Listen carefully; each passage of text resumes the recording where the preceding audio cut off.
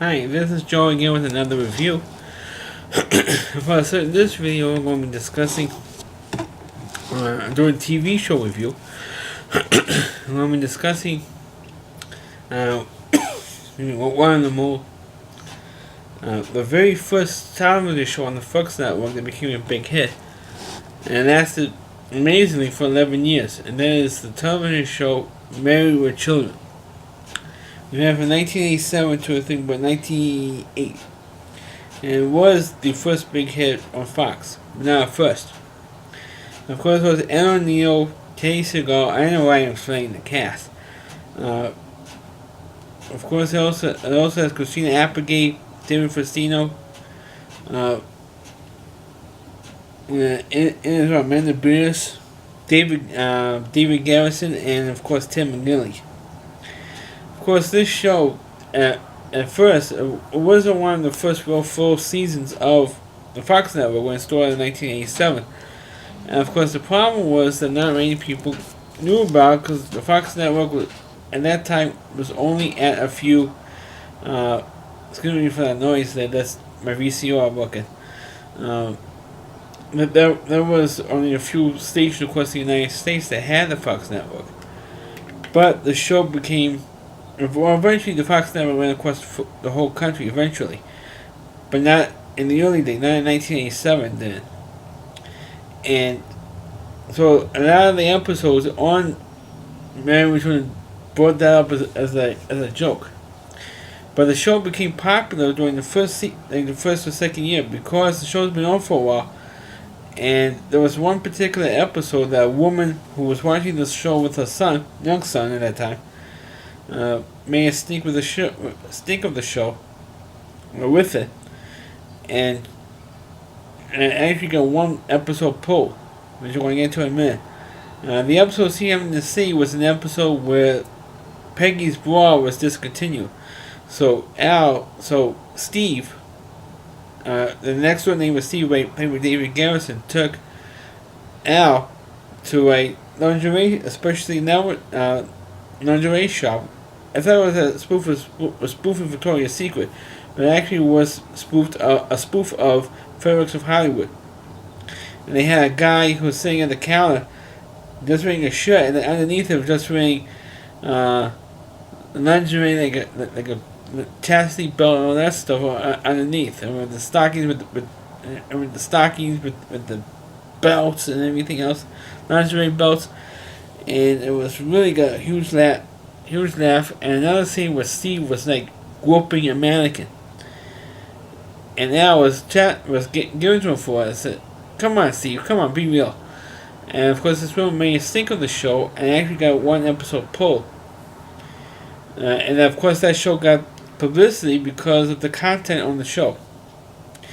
And the episode that was pulled, which never originally aired during the show's original run on Fox, but it did air in reruns, so you can catch it in reruns.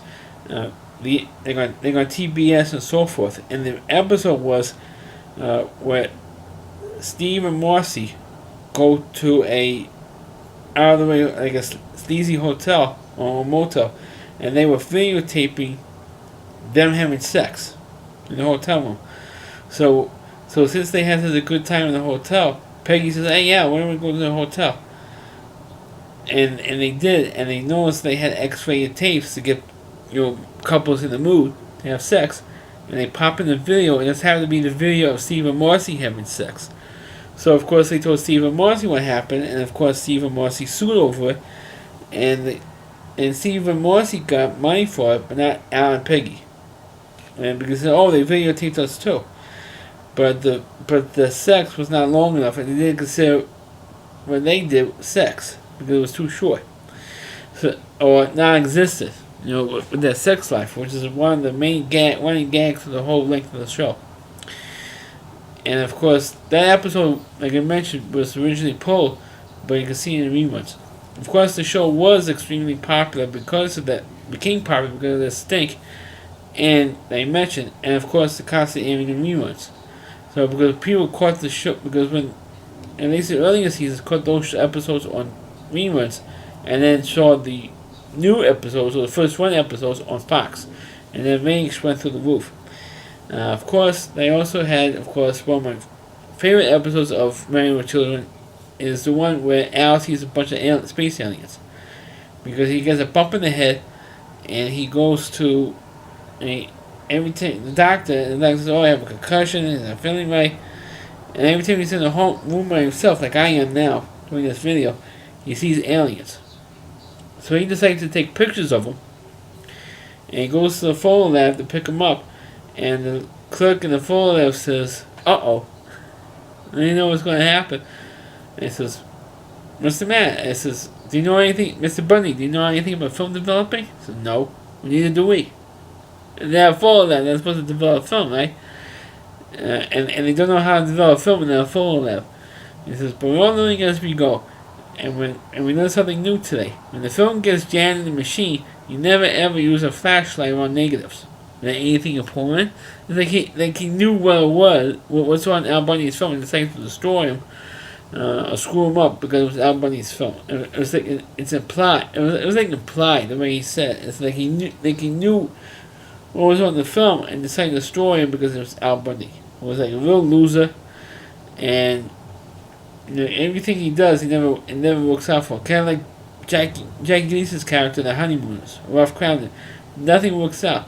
But in terms of Ralph Crowden, at least he was more positive. Al Bundy, no, because everybody craps on him. And of course, he has some famous guest stars who appear on the show from time to time. He has the comedian Sam Kinison, who since passed away. You also had Waylon Jennings, wrestler King Kong Bundy, who appeared twice. Of course, one of the more popular episodes of the series is when they go to London to get rid of some kind of curse in a small out-of-the-way town in England. And the curse will only be lifted when all male Bundys are killed. And of course, Al and Bud are the last two guys, male Bundys. And of course, the curse eventually gets broken by the ending. And it was like a 3-episode story arc, which is like one of the longest things. Well, they were playing 2-part episodes, but this was the only really 3-part episode of the show. And of course, you also had Jerry Mathers, even the Beaver did a cameo, and you had you also had Ted McKinley, who played a different part in the series before he got hired to be Marcy's second husband.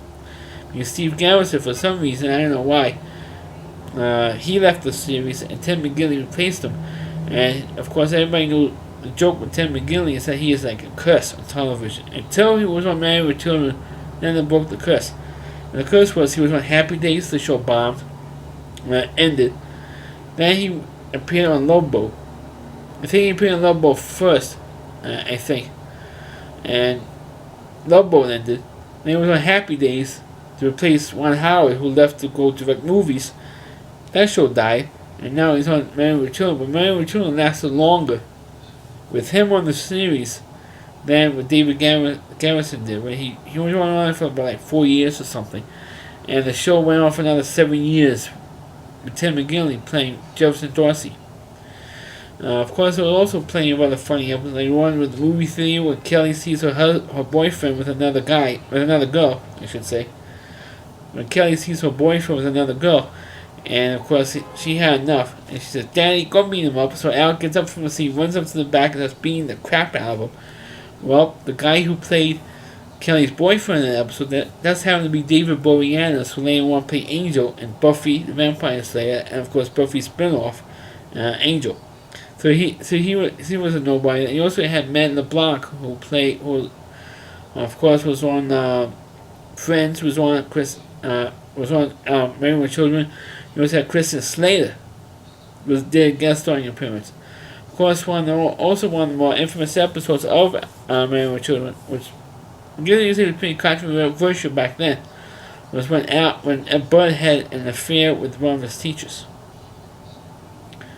And also there was one episode where there was like this, where Bud goes to the library to study, and the librarian had kind of like this nerdy, ugly librarian kind of had a heart for Bud because she appeared in another episode with the Virgin Hotline, which was kind of a funny bit. And with Bud being working for the Virgin Hotline, there were like billboards with Bud's face on it for the Virgin Hotline all over the place, like bus stations, like bus stops, on buses, on cabs, had Bud's face on it because everybody makes a joke that he's a virgin. Until, of course, when he loses virginity. Anyway, going back to the librarian, she gave him all these erotic books, and he laid off sex because of one of the concentrating the studies. So, the librarian gave him all these sexually suggestive books, and he decided he was jerking off in one of the study rooms, and they had a camera in there, and they never told Bud that there was a camera in the study rooms. And of course, he was almost expelled over it, and then they fought it, Bud fought it, or Marcy fought for him, and found out, hey, you were illegally videotaping him. So Bud got off the got exonerated, and the librarian got into trouble for that. And of course, the episode where Bud loses virginity was also a pretty funny episode, because he lost his virginity to a girl who was going to marry his cousin. So he had sex with the bride, because they were all invited to a wedding, and Bud had sex with the bride. So of course that was a pretty predictable but funny bit for a television show. Of course, I already mentioned the bit with the aliens episode, but another funny episode with Bud was when Al took Bud to the nudie bar when he was 18 years old.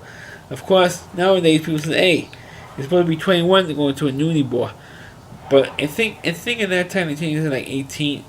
I think it was still 18 years old at that time. I'm not 100% sure, but I think it was supposed to be 21 then as well. I said, how in the world could Bud be in the nudie bar if he's 18 and not 21?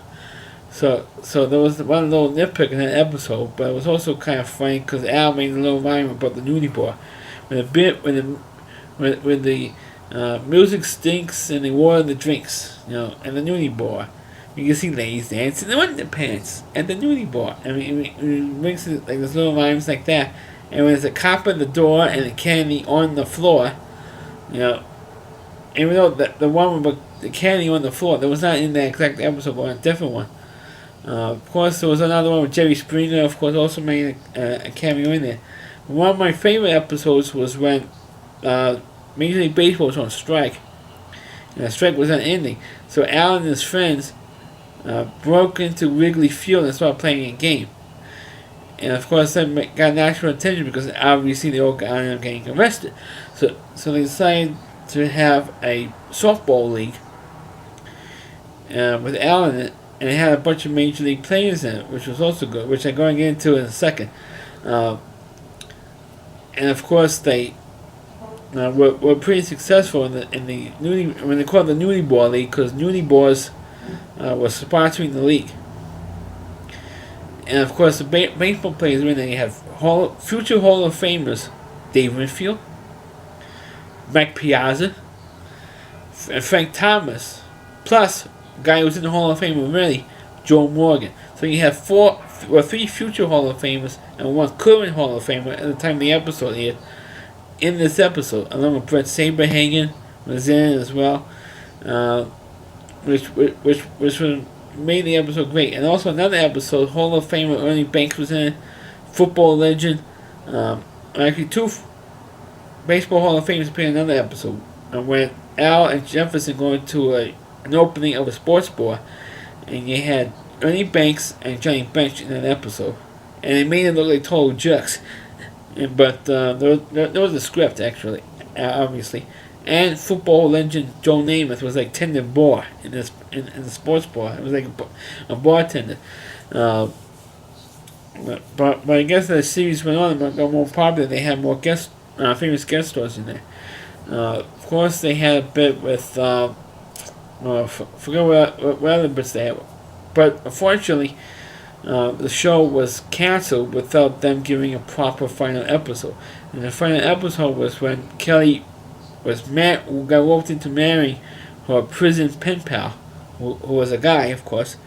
And unfortunately, they did not get. In the end of the episode, they never actually got married in the end of the episode, but that was the last episode of Married with Children. And they had one spin-off show called Top of the Heap, which turned out to be a bust of a show, of a series. But there were characters who left the show. Like, I already mentioned David Garrison's character left the show already. But there's one co-worker who worked with Al. Al was a white guy, and he was there for like the first season and left. And then eventually he had Griff, who was a black guy. He stayed on the show for the rest of the series. But one of the funny ones was when Al gets like a high school kid from his old high school to appear in the to work in the shoe store, and of course Al was trying to convince him not to get married because this kid from Al's old high school said, "Oh, I want to get married," so he convinced him no, because it's all a bunch of baloney and stuff like that. Maybe you do a video down the line of favorite Al Bundy show or Married with Children episodes, but it's a shame that Al O'Neill never got an Emmy win because he got his reputation for being a Married with Children, because the character was rude and crude. He never won one, and for Modern Family he has never won yet, and he didn't watch one episode of Modern Family yet, but. Everybody's saying he should have won an Emmy for the role in the show first store, and he never did. He got screwed. He got an Emmy because he was typecast as Al Bundy. Oh, we can't give an Emmy to Al Bundy, the guy who played Al Bundy. But it's a shame that he never had. And Married with Children should be recognized as really one of the better episodes. But the original title for Married with Children was Not the Cosbys. And that's why Married with Children came about. I should mention this before I close this video. That Married with Children was originally called Not the Cosbys. Because by 1987, people were tired of the sugary sweet sitcoms like Family Ties and, of course, obviously the Cosbys. And other shows were like sugary sweet shows. So they made Married with Children to just kick everything in the butt and make everything dysfunctional and put in as many problems for Al as possible in the series. Like he doesn't like having sex with a wife. He gets done having sex within under a minute, if that, within 30 seconds he's finished having sex with his wife. Or that he can't, let's put it this way, he can't get it up, right? Stuff like that, and that's because of they put all that stuff in because that was never even talked about in any other series before. And he did it for this series. So that's my review of Married with Children. Please click on the video, please rate it, feel free to comment on. Please subscribe to my channel, and please follow this video on your Facebook pages. You can check out all my videos on my YouTube channel at rowdyc.com. Thanks for watching. Catch you next time.